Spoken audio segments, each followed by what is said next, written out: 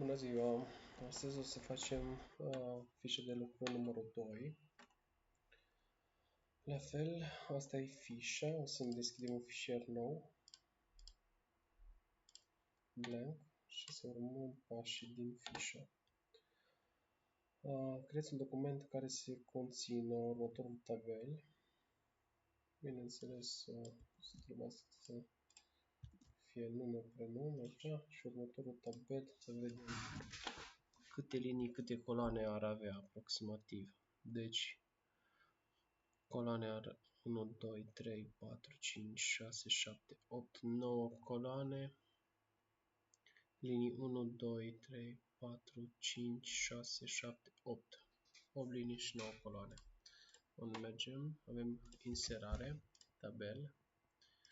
Inserare, tabel, număr de coloane 9. Rânduri 8. Ok, ți-o creat.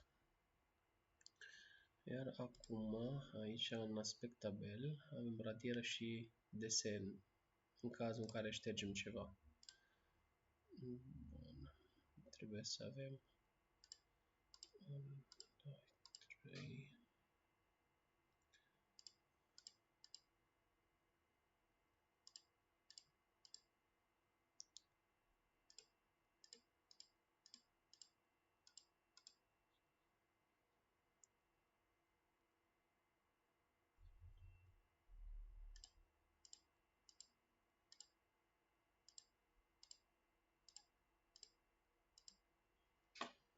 Să verificăm dacă apare ca și cel din imagine. Da. E regulă. Bun. În cazul în care, spre exemplu, ștergem ceva așa, putem să dăm pe creion și să completăm din nou. Ok, mie aici mi-au rămas ceva setări.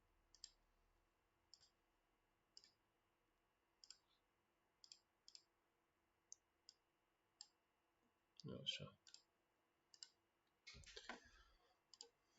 Bun, acum să completăm în tabel cu datele respective. Numărul copilor, liceu, clasă.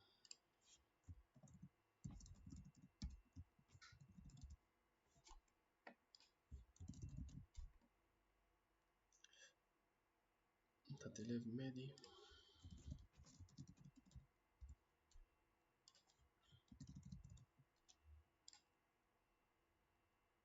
Promovați cu medii, corigenți.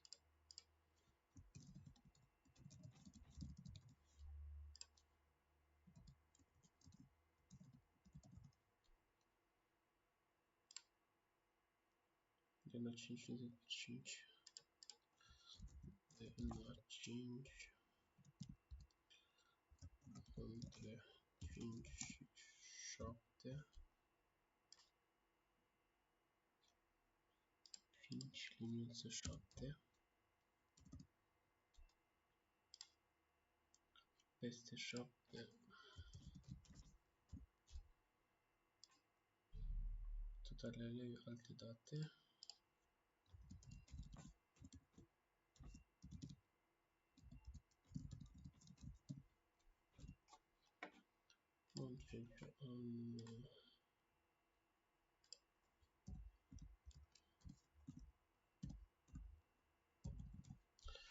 Bun.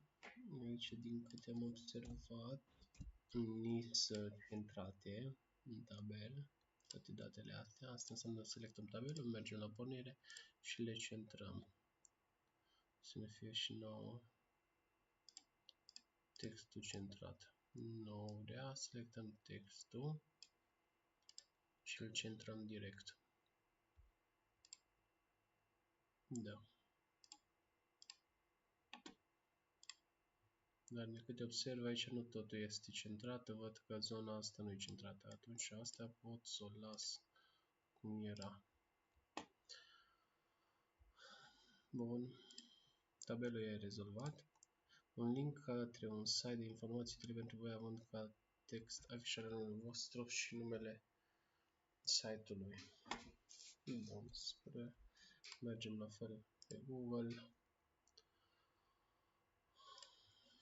și site cu informații despre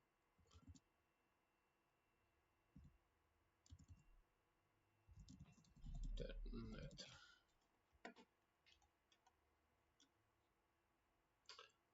Luăm de aici ce este internet și cum funcționează.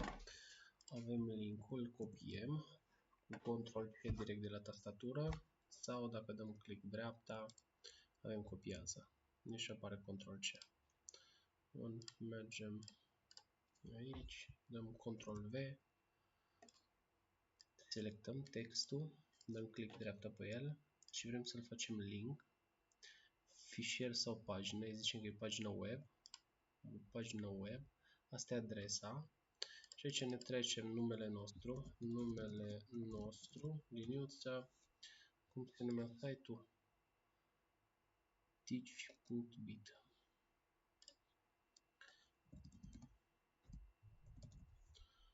Ok. Deci, aici avem linkul cu numele nostru și numele site-ului. Dacă dăm click pe el, uneori nu funcționează. Avem două posibilități să-l deschidem. Ținem apăsat tasta Ctrl și dăm click.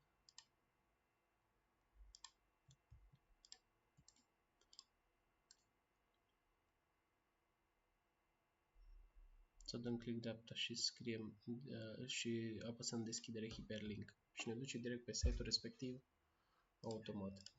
Dar în mod normal trebuie să funcționeze și cu tasta Ctrl.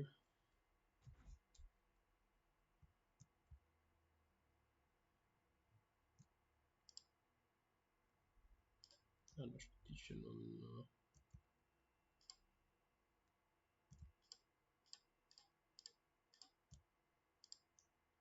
mi l-a luat, n-am apăsat. Deci trebuie să ne apară degețelul ăsta, așa. Atunci putem să dăm click direct pe el. Bun. Și un link cu un videoclip tutorial Word.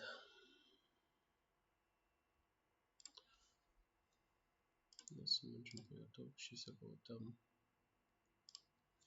fișă Word.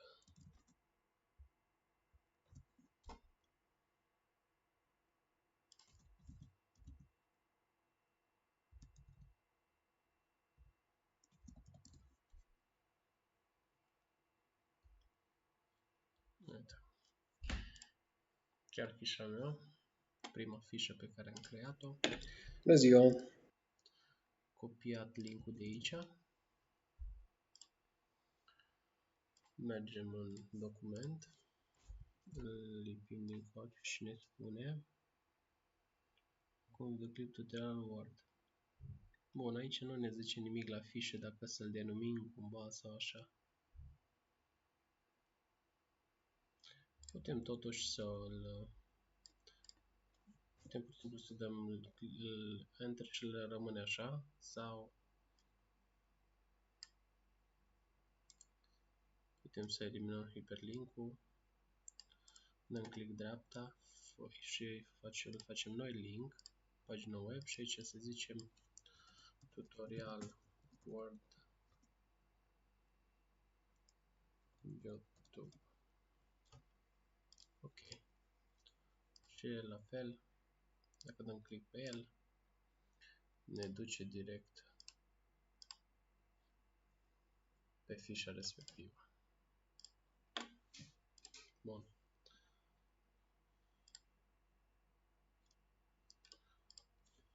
Asta era exercițiul 1. Acesta era exercițiul 2. Iar acesta era exercițiul 3. Mergem la exercițiul 4. Ce zice? Creăm o captură de ecran a desktop-ului pe care ați creat un dosar folderul vostru.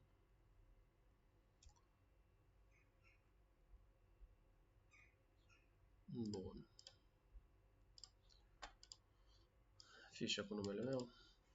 avem două posibilități să facem captură de ecran. În partea dreaptă sus, de la Enter, cam al treilea buton, în partea de sus avem PRTSC. Dacă țineam apăsat butonul Control și apăsăm pe el, ni se creează o captură. Dacă venim în folder și dăm Ctrl-V, o lipim captura respectivă. Asta e o posibilitate. A doua posibilitate e să scriem aici în jos, la căutare, Snipping Tools. Și cu Snipping Tools putem să facem o captură de ecran pe tot ecranul și să o lipim la fel. Aia e a doua variantă. Bun. Trecem mai departe la exercițiul numărul 5.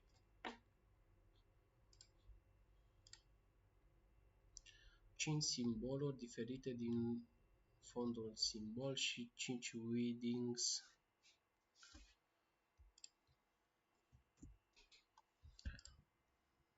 Dacă mergem aici din simbol, aici avem simboluri la inserare. Zice să fie 5 simboluri, dăm mai multe simboluri.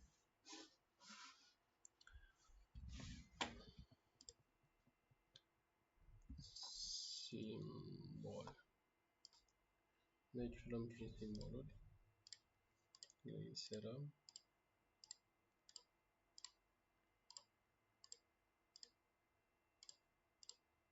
Ok.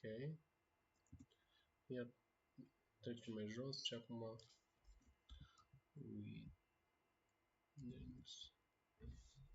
Wingdings. Ne selectăm și de aici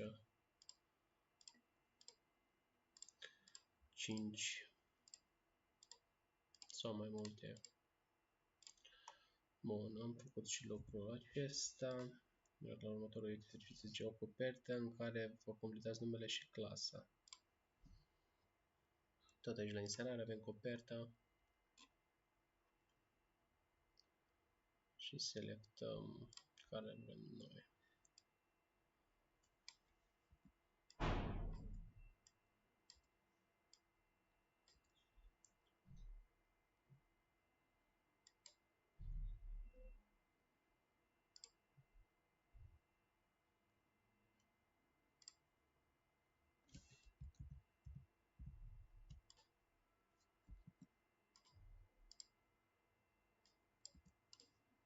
Numele meu, titlul documentului, fișa numărul 2.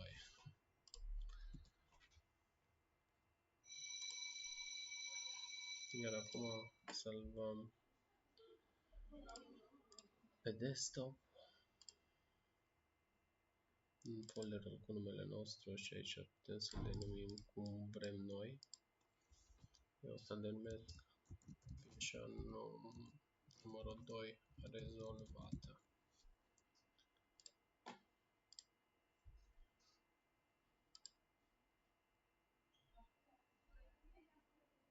În regulă, putem să verificăm fișa numărul 2 rezolvată. Bine, trebuia să-l salvez cu numele meu, un dosar cu numele, foldere cu numele nostru. Fișa numărul 2 rezolvată. Mulțumesc!